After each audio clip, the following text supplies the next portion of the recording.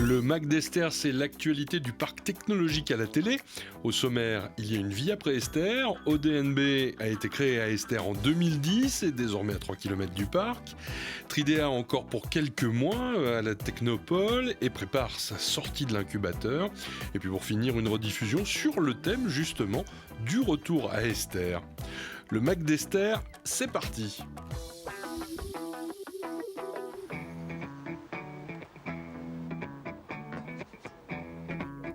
ODNB est une entreprise de la filière numérique née à Esther au début des années 2010, aujourd'hui installée au parc du Moulin-Pinard. Limoges a été un choix évident. Alors pourquoi Limoges Ne me répondez pas pourquoi pas. Non, je ne répondrai pas pourquoi pas. Ce que je réponds souvent à mes clients parisiens qui me disent justement mais pourquoi Limoges, je leur dis mais je leur retourne plutôt pourquoi Paris vous Donc bon, quand on dit ça au groupe BNP, ça les fait toujours un peu rigoler. Alors l'idée pourquoi Limoges, c'est juste que j'habitais à Limoges, j'avais déjà fondé ma famille à Limoges et on a fondé cette société avec un associé en fait. On était deux associés au démarrage de la société. Et tous les deux, on trouvait que le terreau, justement, à Limoges était intéressant d'un point de vue numérique. Et il y avait un bon élan sur le digital à l'époque.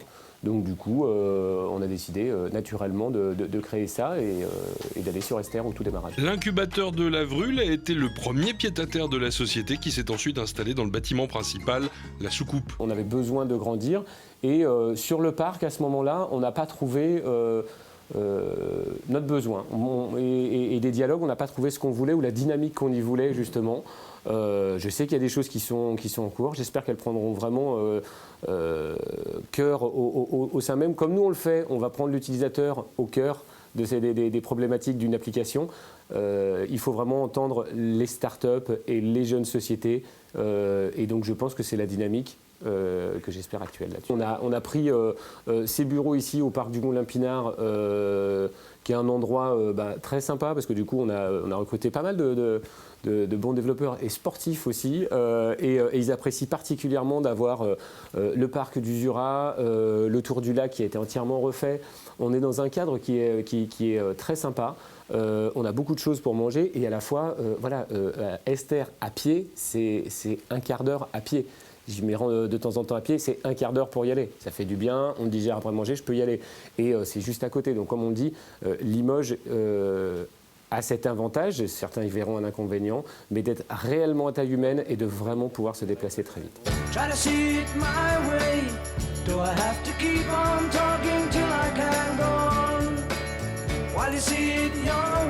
Le cœur de métier d'ODNB, c'est la conception d'outils digitaux pour les entreprises. Quand on parle de la conception, il y a tous les métiers qui sont à l'intérieur. On a une agence intégrée, puisqu'on travaille de l'idée jusqu'à la mise en production, en passant par la conception technique, visuelle et ergonomique. Et après, derrière, toute la partie développement informatique, puis ensuite installation chez le client, maintenance et évolution du service. Je représente le client au sein de notre entreprise et à l'inverse aussi, je représente notre entreprise au sein pour le client. Oui, c'est un peu schizophrène quand même comme métier. C'est vrai, mais je vois plutôt ça comme un pont en fait. On a deux îles de chaque côté et moi je dois faire le lien avec les deux. Et du coup la communication doit aller dans les deux sens. Et cette communication-là, elle est du départ du projet jusqu'à la livraison ? Exactement. Product owner, donc c'est littéralement le détenteur du produit, c'est parce que c'est moi qui suis responsable du produit. Donc s'il y a quelque chose qui se passe mal, au final, ce sera parce que quelque part j'aurais peut-être mal fait mon travail. L'entreprise depuis Limoges s'adresse aussi bien aux clients nationaux qu'aux locaux. On peut compter dans nos clients depuis maintenant plus de 6 ans le groupe AXA, avec lequel on a développé plusieurs grandes plateformes de formation avec eux, des outils vraiment innovants et sur mesure qu'on a réalisés avec leurs services. On compte aussi des groupes comme BNP Paribas, on compte la Banque de France avec laquelle on a travaillé avec eux, avec le groupe Tessi, et on continue en ce moment de travailler avec eux. Mais oui, tout un tissu local aussi de start-up, comme Liche Technologies avec leurs produits Topo, comme justement Icalogic avec lesquels on a fait un oscilloscope connecté, et d'autres PME locales avec lesquelles on est en train de mener des beaux projets. Puis aussi des institutions, avec l'année dernière la réalisation de Résistance en poche, une application pour le musée de la Résistance pour aider les enfants à appréhender ce musée de la meilleure C'est manière. amusant aussi quand il y a les personnages qui parlent entre eux, quand il y avait la guerre. C'est ludique. Ouais. Là, vous développez un service pour un métier que vous ne connaissez absolument pas, ce sont les travaux publics. Oui. Donc à chaque fois, un service, une application, une découverte de métier. Exactement. C'est assez rigolo. Ça se passe C'est ça le à plus quel intéressant, moment je cette trouve. découverte? Au tout début du L'avant-vente. Ouais, Bah, au tout début. voilà, dès l'avant-vente, et donc du coup, Émeric, qui du coup est notre product owner, avec cette démarche justement d'aller à la rencontre du client, d'aller comprendre ses besoins, d'aller comprendre quels sont ses métiers et quels sont les métiers en rebond. Donc, Et après, c'est peut-être pas des métiers qu'on connaît forcément, mais dans la méthode qu'on utilise, on fait tout en co-design avec le client. Donc les éléments qu'on n'a pas, il nous les apporte et inversement. Ce qu'il ne connaît pas, nous on lui donne. Principalement le développement d'applications. L'environnement économique, la présence d'écoles d'ingénieurs, d'informatique et d'événements constitue un écosystème à entretenir. alors, il y avait, je vais dire personnellement, hein, comme je l'ai vu moi à l'époque, il y avait quelque chose qui m'a vraiment, que j'ai adoré, c'était le WIF. Le Web Design International Festival. J'ai participé bien avant, en tant que vieux tonton des internets, j'ai même participé au marathon de l'internet qui avait lieu à la BFM. Franchement, voilà, il y avait un gros élan et cet événement donnait une résonance nationale pour moi qui était aussi dans beaucoup de salons à l'international et je voyais justement des personnes qui disaient « Ah, Limoges, le WIF !» Ouais, j'y étais, etc. Où j'ai vu des reportages. On avait fait venir vraiment, enfin voilà, des grandes têtes d'affiche. Et nous, on a créé exactement à ce moment-là, dans cette vague-là, puisque du coup, la société a été immatriculée, créée en 2010, et il y avait eu le WIF 2010, le WIF 2012. Hélas, ça s'est arrêté. Aujourd'hui, avec la French Tech, on est en train de remettre une dynamique aussi, alors autour de l'entrepreneuriat, mais aussi autour de ces autres choses.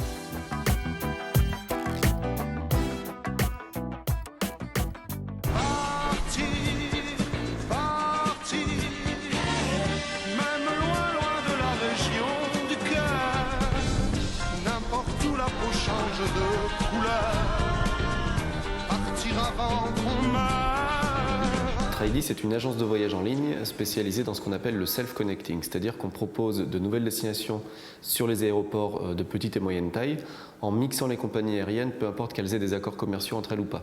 Ce qui nous permet justement de trouver de nouvelles possibilités de destination sur ces aéroports-là. Par exemple, la personne peut prendre un premier vol au départ de l'aéroport de Limoges pour aller, imaginons, à Londres ou Bristol, puis prendre une connexion de ces aéroports-là avec une autre compagnie qui peut être complètement concurrente pour partir sur un Amsterdam, un Budapest, voire même bientôt Tokyo. Pour partir sans rien dire, mais c'est vrai, le temps nous prend trop de temps. D'après les calculs qu'on a faits, on arrive à être jusqu'à 20 fois moins cher que certaines agences de voyage traditionnelles. Mais derrière, en plus, ce qu'on fait, c'est qu'on garantit la connexion. Donc, c'est-à-dire que si le premier vol a du retard et il empêche à la personne d'avoir le deuxième vol, nous, on prend à notre charge un deuxième billet d'avion pour qu'elle puisse quand même arriver à destination. Pour le moment, avec Trady, on arrive à faire plus de 80 destinations qui sont un peu partout dans le monde. Et là, d'ici la fin de l'année, on espère arriver à recouvrir carrément le monde entier.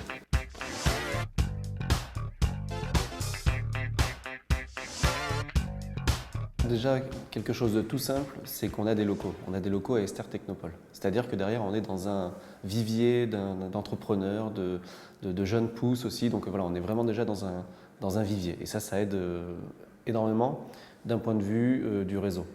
Ça, c'est indéniable. J'ai vu qu'à Paris, les incubateurs sont payants. Des fois, c'est des 5 000 € à l'année, enfin voilà, des sommes assez importantes. Là, quand on arrive à Limoges dans cet incubateur, donc à Lavrul, c'est gratuit. On rentre comme ça, on a un rite de passage, c'est-à-dire qu'il faut quand même passer devant une commission, mais derrière, c'est gratuit. Et ça, derrière, c'est vrai que c'est quand même beaucoup d'avantages qui se mettent pour faciliter la création d'entreprise. Donc voilà, c'est vraiment tout un écosystème qui nous permet en fait de mettre en place un projet de façon assez simple en fait.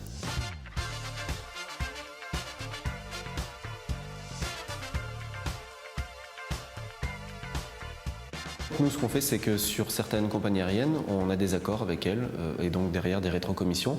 Ou alors sinon, on prend une petite commission en fait sur la connexion, justement pour arriver à gérer justement cette garantie qui nous permet en fait de faire cette connexion. et derrière aussi de financer du coup la société. Récemment, nous avons été agrémentés IATA, ce qui nous permet maintenant d'émettre des billets en notre nom, donc vraiment comme une vraie agence de voyage en ligne. On est au même niveau qu'une compagnie aérienne aussi comme Air France. On arrive à émettre des billets Air France en leur nom. Donc là, c'est vraiment le gros décollage, on va dire. Nous, on a justement embauché une personne en fait à ce sujet-là qui va nous aider sur la communication. Alors, c'est vrai qu'on se base beaucoup sur les réseaux sociaux, mais les réseaux sociaux ne font pas tout. Ce qu'on a besoin aussi, c'est de prendre le pouls, arriver à discuter avec les aéroports pour justement leur montrer l'intérêt en fait qu'ils ont de rediriger leurs utilisateurs, leurs visiteurs chez nous en fait, pour qu'ils puissent trouver de nouvelles destinations sur ces aéroports-là. Donc c'est vraiment quelque chose d'important pour nous d'être au contact de ces aéroports. Je posais la question de savoir pourquoi on s'installe à Limoges, mais pourquoi est-ce qu'on ne s'installerait pas à Limoges ?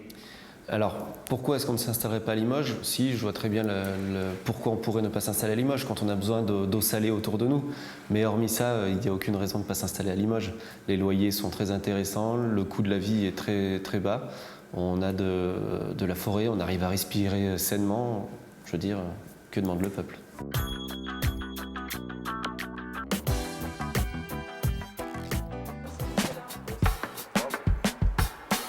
Que l'on pardonne ou pas l'usage de cette langue qui réussit si bien, voici donc un retour à Esther pour 4 entreprises. Biotechnologie, laser, céramique, énergie renouvelable, elles sont toutes innovantes dans leur secteur. C'est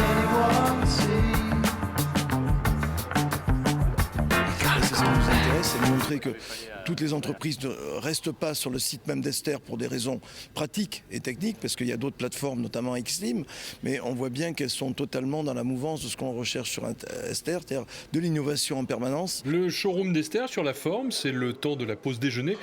Confortable ou spartiate, c'est selon, pour parler d'un parcours de création. Tous, en tout cas, seront prescripteurs pour le parc technologique de Limoges. C'était une bonne base de lancement, puisque tout l'environnement finalement céramique qui nous a été utile était sur place vraiment à Esther, que ce soit le Centre européen de la céramique, le pôle européen de la céramique. Toutes les connaissances techniques, donc c'est vrai que la mise au point de tous nos produits a été vraiment un atout en étant ici sur place à Esther. On a trouvé un écosystème qui nous permettait de créer une société, d'être accompagné aussi financièrement, il faut être clair, et un écosystème aussi technique sur lequel on a pu s'adosser et commencer. Donc c'était un ensemble, très clairement. L'activité de Glow Photonics maintenant, c'est de faire de la fibre optique et de faire des objets autour de la fibre optique, que ce soit des lasers à base de fibre optique ou de faire des éléments un peu plus industriels pour aider les industriels à intégrer leurs lasers dans les machines. Est-ce que vous avez le sentiment que le passage à Esther a favorisé ou a facilité le démarrage de la société ? Oui, nous avons pu discuter avec d'autres entreprises qui travaillaient dans le secteur de l'électronique également, ce qui nous a permis de faire un meilleur développement et de travailler également sur la fiabilité, d'avoir des contacts pour nous aider dans nos activités. L'environnement est là, l'incubateur aussi qui nous a bien aidé dans le lancement, donc c'est vraiment le meilleur endroit je pense pour démarrer. Je suis même prescripteur au-delà de ça puisque je suis aussi de prescripteur. J'aimerais beaucoup qu'il y ait un Esther Biz dédié à la bio, une sorte de bioparc parce que c'est ce qui continuerait à nous conduire vers le haut, nous entreprises des biotechnologies au sens large, que ce soit la santé bien évidemment, mais aussi la cosmétique, la chimie verte, etc. Je pense que si on pouvait avoir un deuxième Esther dédié au bio, cela participerait à notre notoriété, notre lisibilité et surtout notre croissance à l'international, à l'image des autres grands pôles de biotechnologie dans le monde. Avec ce numéro 4 du showroom, Esther a donné l'occasion de revoir des entreprises dans le parc. Le prochain numéro sera consacré à des sociétés encore installées à la Technopole. Le Mac d'Esther, c'est déjà fini. Rendez-vous dans un mois.